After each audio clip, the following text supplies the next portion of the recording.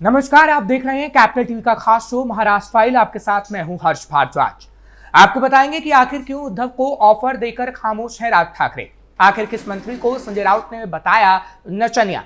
महाराष्ट्र में शिक्षा मंत्री ने बच्चों के लिए क्या किया बड़ा ऐलान। उद्धव को छोड़कर शिंदे की शिवसेना में क्या वाकई शामिल होंगे चंद्रहार पाटिल। समृद्धि महामार्ग के जरिए कैसे आसान होगा लोगों का सफर। लेकिन तमाम बड़ी खबरों में आगे बढ़ने से पहले एक नजर डालते हैं महाराष्ट्र की टॉप हेडलाइंस पर। खुद ऑफर देकर अब राज ठाकरे ने साधी चुप्पी। राज ठाकरे की चुप्पी ने उठाए कई सवाल। संजय राउत ने बीजेपी मंत्री को बता दिया नचनिया। कहा फडणवीस के आगे पीछे ठुमके लगाते हैं। बीजेपी हुई आग बबूला। महाराष्ट्र के स्कूलों में बच्चों को मिलेगा सैनिकों जैसा प्रशिक्षण। शिक्षा मंत्री दादा भूसे ने किया बड़ा ऐलान। उद्धव को छोड़कर शिंदे की शिवसेना में शामिल होंगे चंद्रहार पाटिल। सिर 60 बोले रोक सको तो रोक लो। समृद्धि महामार्ग के अंतिम खंड का काम पूरा। 701 किलोमीटर लंबे एक्सप्रेसवे से लोगों का सफर होगा आसान। खबरों में सबसे पहले बात करेंगे राज ठाकरे की। महाराष्ट्र के दो प्रमुख ठाकरे बंधु यानी उद्धव ठाकरे और उनके भाई राज ठाकरे के साथ आएंगे कि नहीं, इसको लेकर माहौल अभी भी बना हुआ है। क्या ठाकरे की शिवसेना और महाराष्ट्र नवनिर्माण सेना साथ आएगी? पिछले 2 महीनों से ये चर्चाएं जोर पकड़ रही हैं। ऐसे में कल आदित्य ठाकरे ने स्पष्ट किया है कि वो पिछले 2 हफ्ते से मनसे के साथ गठबंधन को लेकर सकारात्मक हैं। आदित्य ठाकरे ने कहा है कि महाराष्ट्र के हित के लिए हम किसी भी पार्टी के साथ आने को तैयार हैं। हमने आह्वान किया है। बता दें, अप्रैल में राज ठाकरे ने शिवसेना और मनसे के बीच गठबंधन की चर्चा शुरू की थी, जिसके बाद उद्धव ठाकरे ने इस पर सकारात्मक प्रतिक्रिया दी थी। उद्धव ठाकरे गुट के कई महत्वपूर्ण नेताओं ने स्पष्ट किया कि वो मनसे के साथ गठबंधन को लेकर पूरी तरह सकारात्मक हैं। संजय राउत ने भी कहा है कि गठबंधन को लेकर उद्धव ठाकरे से चर्चा हुई है और वो गठबंधन को लेकर एक कदम आगे बढ़ने को भी तैयार है। शिवसेना यूबीटी की ओर से सकारात्मक प्रतिक्रिया मिलने के बाद पिछले कुछ दिनों में आदित्य ठाकरे, संजय राउत, अनिल परब, सुनील प्रभु, अंबादास दानवे जैसे नेताओं ने भी मनसे से हाथ मिलाने की इच्छा जताई है। हालांकि मनसे की ओर से इस पर किसी भी तरह की प्रतिक्रिया नहीं आई है। राज ठाकरे ने बाद में दिए एक इंटरव्यू में कहा है कि चर्चा मेरे सिर्फ इंटरव्यू से शुरू हुई थी और सभी ने इसे अलग अलग तरीके से समझा। इसके अलावा मनसे नेताओं ने यह भी कहा है कि राज ठाकरे ने शिवसेना के साथ गठबंधन पर कोई सकारात्मक प्रतिक्रिया दिए बिना सही समय पर सही रुख अपनाया। ऐसे में सवाल उठता है कि क्या गठबंधन को लेकर उद्धव ठाकरे की शिवसेना की ओर से सकारात्मक प्रतिक्रिया पर मनसे की ओर से कोई प्रतिक्रिया मिलेगी? क्या राज ठाकरे गठबंधन को लेकर चर्चा के लिए तैयार होंगे, जबकि ठाकरे की शिवसेना इसके लिए जोर लगा रही है? क्या वास्तव में कोई इस चर्चा के लिए पहल करेगा? क्या पर्दे के पीछे से कोई हलचल चल रही है? इन सभी सवालों के जवाब अभी मिलने बाकी हैं। महाराष्ट्र की मायावती सरकार में बीजेपी के मंत्री गिरीश महाजन के एक बयान ने राज्य की राजनीति में हलचल मचा दी है। गिरीश महाजन ने कहा था कि बाल ठाकरे की शिवसेना को जमींदोज किया जाएगा। इस पर शिवसेना यूबीटी के नेता संजय राउत भड़क उठे हैं। राउत ने शिवसेना के मुखपत्र सामना में मंत्री के खिलाफ जमकर भड़ास निकाली है। सामना के संपादकीय में संजय राउत ने लिखा है, बीजेपी के एक मंत्री गिरीश महाजन ने अहंकार भरा बयान दिया है कि हिंदू हृदय सम्राट शिवसेना प्रमुख बाला साहेब ठाकरे की शिवसेना को जमींदोज किया जाएगा। जब सत्ता में कोई व्यक्ति मादांत हो जाता है तो क्या होता है, इसका महाजन एक अच्छा उदाहरण है। महाजन जैसे कई लोगों ने पिछले 50 सालों में शिवसेना को नष्ट करने की लफाजी की है। शिवसेना केवल सांसदों, विधायकों और नगर सेवकों की तरह बिकने वाली वस्तु नहीं है। शिवसेना विचारों के साथ आगे बढ़ने वाला एक संगठन है। चुनाव आते हैं और जाते हैं, विधायक, सांसद भी बह जाते हैं, लेकिन शिवसेना है और रहेगी। जिन लोगों को शिवसेना ने नाम, छवि, प्रतिष्ठा और शक्ति दी, उनमें से कई को कभी कांग्रेस ने, कभी राष्ट्रवादी कांग्रेस ने, तो कभी मौजूदा भारतीय जनता पार्टी ने खरीद लिया।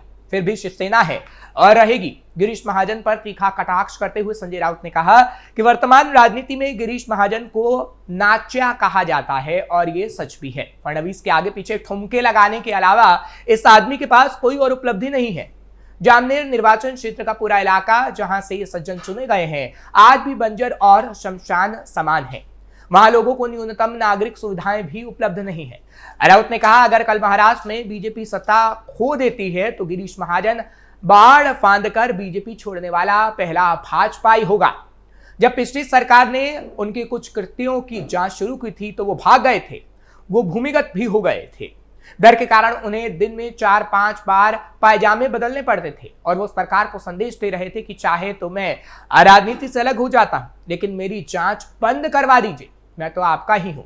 यानी ये सब सत्ता की कुर्सी पर बैठे दादा और भाई हैं, और अगर वो ईडी और पुलिस के हाथ में नहीं है तो वो बिल में चूहे हैं। अगर सत्ता चली गई तो गिरीश महाजन उन लोगों की चौखट पर जाने वालों में सबसे पहले होंगे जिनके हाथ में ईडी और पुलिस जैसी जांच एजेंसियां हैं। संजय राउत ने और भी कटाक्ष किए हैं। महाराष्ट्र सरकार ने राज्य के स्कूली छात्रों को छोटी उम्र से ही अनुशासन, देशभक्ति और शारीरिक फिटनेस की दिशा में तैयार करने के उद्देश्य से एक अहम कदम उठाया है। राज्य के स्कूली शिक्षा मंत्री दादा भूसे ने घोषणा की है कि अब राज्य में पहली कक्षा से ही छात्रों को बुनियादी सैन्य प्रशिक्षण प्रदान किया जाएगा। इस कदम का उद्देश्य छात्रों में देश के प्रति प्रेम, अनुशासन और नियमित व्यायाम की आदतों को विकसित करना है। भूसे ने बताया कि इस प्रशिक्षण के लिए सरकार सेवानिवृत्त सैनिकों की मदद लेगी, जो अपने अनुभवों और अनुशासन के बल पर छात्रों को प्रशिक्षित करेंगे। इस प्रकार का प्रशिक्षण छात्रों के शारीरिक और मानसिक विकास के साथ साथ उनके चरित्र निर्माण में भी सहायक सिद्ध होगा। मंत्री ने कहा, छात्रों को कक्षा 1 से ही सैन्य अनुशासन, आत्मरक्षा, सामूहिक क्रियाएं और राष्ट्रभक्ति से जुड़ी गतिविधियों का हिस्सा बनाया जाएगा। इससे उनमें जिम्मेदारी और आत्मविश्वास की भावना भी विकसित होगी। इस पहल को लागू करने के लिए शिक्षा विभाग राष्ट्रीय कैडेट कोर यानी एनसीसी, स्काउट्स और गाइड्स के साथ समन्वय करेगा। इसके अलावा राज्य में उपलब्ध करीब 2,05,000 पूर्व सैनिकों की सेवाएं ली जाएंगी, जो इस काम में महत्वपूर्ण योगदान देंगे। इन प्रशिक्षणों के माध्यम से स्कूलों में समय समय पर कैंप आयोजित किए जाएंगे, जिनमें छात्रों को बुनियादी ड्रिल, योग, समूह अनुशासन और स्वच्छता से जुड़ी गतिविधियों में भाग लेने का अवसर मिलेगा। दरअसल इस योजना को लेकर राज्य के मुख्यमंत्री देवेंद्र फडणवीस ने भी सकारात्मक प्रतिक्रिया दी है। उन्होंने इसे राष्ट्र निर्माण के दृष्टिकोण से एक सराहनीय पहल करार दिया है और इसके क्रियान्वयन में पूर्ण सहयोग का आश्वासन दिया है। हालांकि कुछ शिक्षाविद और अभिभावक समूहों ने यह सवाल भी उठाया है कि क्या इस उम्र में बच्चों पर सैन्य अनुशासन का प्रभाव सकारात्मक रहेगा या नहीं। लेकिन सरकार का मानना है कि यह प्रशिक्षण केवल शारीरिक अनुशासन और देशभक्ति से प्रेरित होगा, न कि किसी प्रकार की कठोर सैन्य प्रवृत्तियों को थोपने वाला। इस नई नीति के लागू होने से महाराष्ट्र देश का पहला ऐसा राज्य बन सकता है जो प्राथमिक शिक्षा स्तर पर ही सैन्य प्रशिक्षण की नींव रखने जा रहा है। आने वाले समय में यह योजना एक मॉडल के रूप में अन्य राज्यों के लिए भी प्रेरणा बन सकती है। महाराष्ट्र की राजनीति में लगातार उठापटक जारी है। शिवसेना के नेता और राज्य मंत्री संजय सिरसाट ने दावा किया कि उद्धव की शिवसेना को छोड़कर नेता शिंदे की शिवसेना में शामिल हो रहे हैं। उन्होंने दावा किया कि सांगली सीट से शिवसेना यूबीटी उम्मीदवार के रूप में लोकसभा चुनाव लड़ने वाले नेता चंद्रहार पाटिल 9 जून को सत्तारूढ़ शिवसेना में शामिल होंगे। उन्होंने कहा कि सोमवार को और इस महीने के अंत तक कई लोग हमारी पार्टी में शामिल हो जाएंगे। चंद्रहार पाटिल भी शामिल होने वाले हैं, रोक सको तो रोक लो। उद्धव ठाकरे की पार्टी पर निशाना साधते हुए उन्होंने कहा कि कोई भी उनके साथ रहने को तैयार नहीं है और उन्हें अपनी पार्टी के मामलों को देखना चाहिए। स्थानीय बीजेपी नेताओं के नगर निगम चुनावों को लेकर किए जा रहे दावों पर सिरहाट ने कहा कि ये नेता उत्साही हैं और पार्टी के लिए कुछ भी करने के मूड में है। हमारी शुभकामनाएं उनके साथ है, लेकिन पार्टी को एक कार्यशाला आयोजित करनी चाहिए जिसमें पार्टी नेताओं को सिखाया जाए कि क्या बोलना है। लोकसभा चुनाव में सांगली सीट पर काफी कड़ा मुकाबला हुआ था। इसमें कांग्रेस नेता विशाल पाटिल ने शिवसेना यूबीटी उम्मीदवार चंद्रहार पाटिल के खिलाफ निर्दलीय उम्मीदवार के रूप में चुनाव लड़ा था।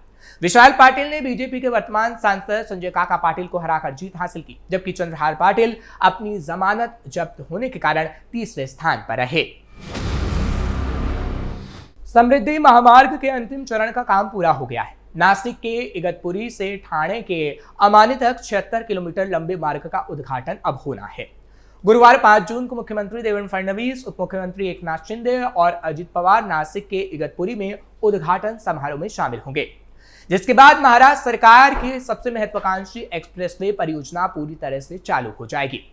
लेकिन मुंबई, ठाणे और नवी मुंबई के मोटर चालकों को समृद्ध महामार्ग तक आसानी से पहुंचने के लिए कम से कम 1 साल तक और इंतजार करना होगा, क्योंकि दिल्ली मुंबई एक्सप्रेसवे और समृद्ध महामार्ग को जोड़ने वाला वड़पे इंटरचेंज अभी भी निर्माणाधीन है। महाराष्ट्र राज्य सड़क विकास निगम के मुताबिक समृद्धि महामार्ग के अंतिम खंड का निर्माण भारतीय राष्ट्रीय राजमार्ग प्राधिकरण के साथ संयुक्त साझेदारी में 1,182,000 रुपए की लागत से किया गया है।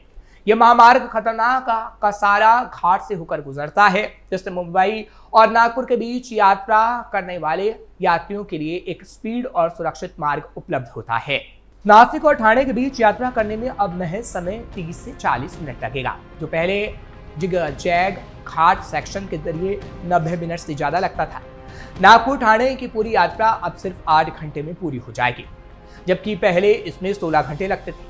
आखिरी हिस्से के खुलने के साथ ही नागपुर को मुंबई से जोड़ने वाला 701 किलोमीटर लंबे इस समृद्ध महामार्ग को हिंदू हृदय सम्राट बाला साहेब ठाकरे के नाम पर रखा जाना है।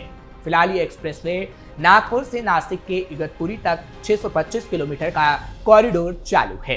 दरअसल नागपुर से शुरू होने वाला समृद्ध महामार्ग मुंबई से लगभग 60 किलोमीटर पहले ही भिवंडी के पास ठाणे के अमने गांव में समाप्त होता है। मुंबई और उसके महानगरीय इलाके समृद्ध महामार्ग तक पहुंचना फिलहाल कुछ हद तक सीमित है, क्योंकि दिल्ली मुंबई एक्सप्रेसवे और समृद्ध महामार्ग को जोड़ने वाला वड़पे इंटरचेंज अभी निर्माणाधीन है। महाराष्ट्र फाइल में खबरों का सिलसिला यहीं खत्म करते हैं। बाकी खबरों के लिए आप जुड़े रहिए कैपिटल टीवी के साथ। वीडियो को लाइक करें, शेयर करें और कैपिटल टीवी को सब्सक्राइब जरूर करें। नमस्कार।